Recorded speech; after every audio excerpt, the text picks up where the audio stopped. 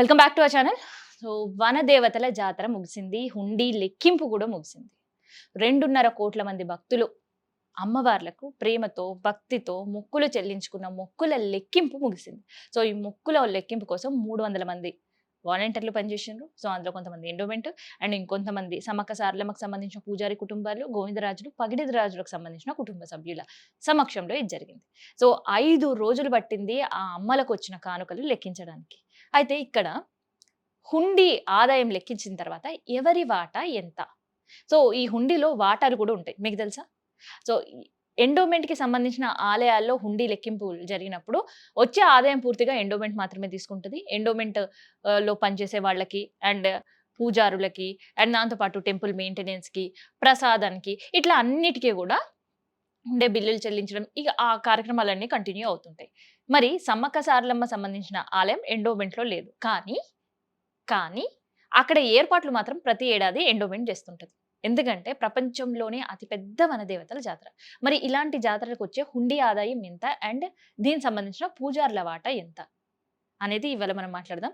అయితే గత ఏడాది కంటే ఈ ఏడాది సమ్మక్క సారలమ్మ వనదేవతల దర్శనానికి వచ్చిన భక్తుల సంఖ్య 1.5 కోటి పెరిగిందని ఏకంగా ఎండోమెంట్ మినిస్టర్ కొండా సురేఖని ప్రకటించడం జరిగింది.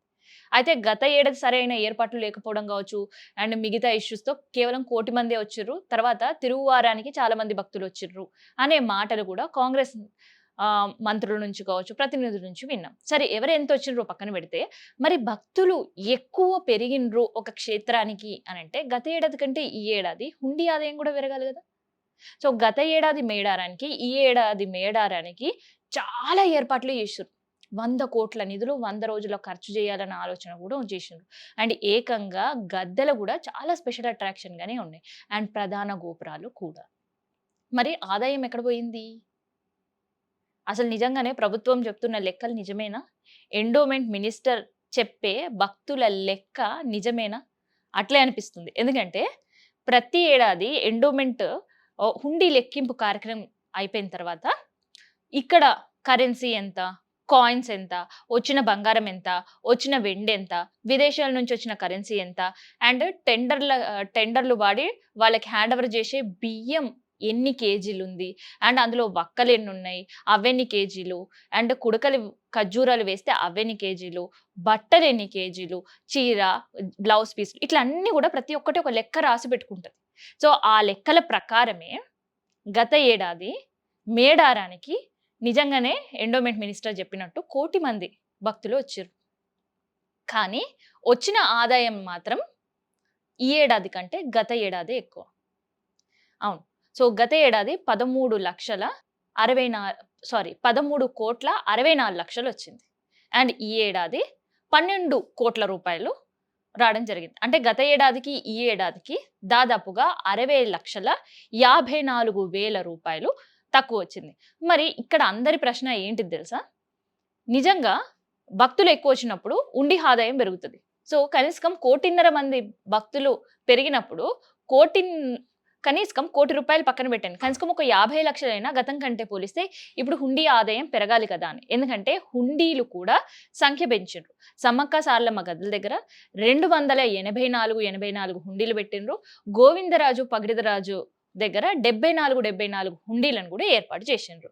అయితే ఈ వచ్చే హుండీ ఆదాయం నుంచి ఎండోమెంట్ లెక్కింపు పూర్తిగా అయిపోయిన తర్వాత 33% పూజారుల వాటా ఉంటది. అంటే ఈ 33% అంటే కోట్ల రూపాయలున్నాయి. గత ఏడాది మనం చూస్తుంటే 12 కోట్ల రూపాయలు వస్తే అందులో 3.5 కోట్ల చిల్లర పూజారులకు అందజేసిర్రు. సో, అమ్మా 3.5 కోట్ల అక్కడ ఉండే పూజారులకి కోట్లు వచ్చేస్తున్నాయి అని మనం అనుకుంటాం.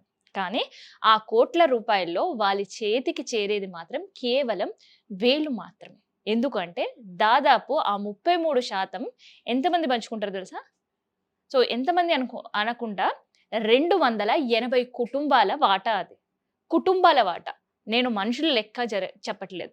ఎందుకంటే సమ్మక్క పూజారులు వేరు, సారలమ్మ పూజారులు వేరు, పగిడిదరాజు పూజారులు వేరు, గోవిందరాజుల పూజారి కుటుంబాలు వేరు. సో, ఇట్లా వీళ్ళందరూ కూడా సమ్మక్క సారలమ్మ జాతరకి వాళ్ళ వంతు సాంప్రదాయాలు నిర్వహిస్తూ, ఆ కట్టుబాట్లు నిర్వహిస్తూ పూజలు చేసే పూజారులు. సో, ఇలా 280 మంది కుటుంబాలు ఉన్నాయి. సో, ఆ కుటుంబాలకన్నిటికీ ఈ 33% ఎండోమెంట్ ఇచ్చే వాటాలో వాళ్ళకి చేరేది కేవలం రూ. 1,00,000 లోపు కూడా ఉండదు.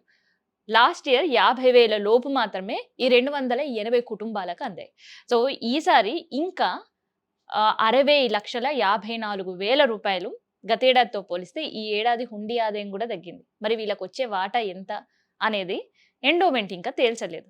అండ్ కేవలం డబ్బు మాత్రమేనా వీళ్ళకుండే వాటా? వీళ్ళకుండే వడి బియ్యంలో వాటా ఉండదా? అండ్ పసిడి, వెండి కానుకల పరిస్థితి ఏంటి? అని చాలామంది ఆలోచిస్తుంటారు. కానీ ఏదైతే గద్దెల చుట్టూ ఏర్పాటు చేసిన హుండీలు గావచ్చు, అండ్ టికెట్లు గావచ్చు. ఓడిబియ్యానికి టికెట్, అండ్ దాంతో పాటు కొబ్బరికాయల దగ్గర ఒక టికెట్లు ఏవైతే పెడతారో, వాటిలో మాత్రమే ఈ పూజారులకు సంబంధించిన వాటా ఉంటది. అండ్ అమ్మవారికి సమర్పించే బంగారం గావచ్చు, వెండి గావచ్చు, వాటిలో పూజారులకు ఎటువంటి వాటా ఉండదు. మరది ఏం జేస్తారు? అంటే వచ్చిన నగ బంగారం అయితే, ఆ బంగారం నిజం బంగారమేనా? నకిలీ వేశారా?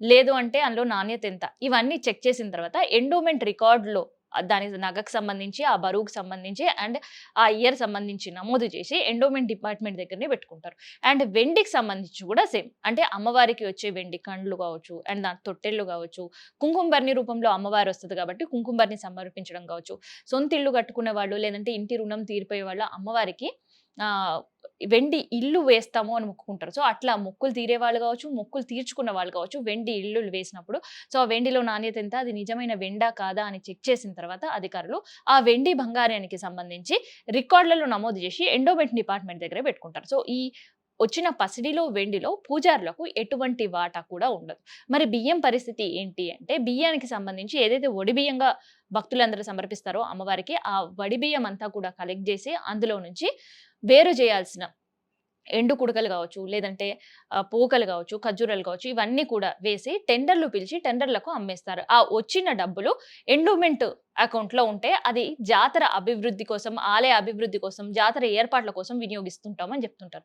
అయితే ఈ 100,00,00,000 నిధులు ప్రతిసారి ఏదైతే జాతర సమయంలో ఉపయోగిస్తాము అని విడుదల జేస్తారో, మరి ఆ నిధులు ఎక్కడ పోతాయి? అండ్ ఎండోమెంట్ ఖాతాల్లో మేడారం హుండీ ఆదాయం ఎక్కడ పోతుందని ప్రతిసారి ప్రతి ఒక్కరికి ఒక ప్రశ్నగానే ఉంటది. ఆ ప్రశ్నకి సమాధానం ఎండోమెంట్ అధికారులు ఇప్పటి వరకు అనౌన్స్‌మెంట్ చేసిన సందర్భమే లేదు.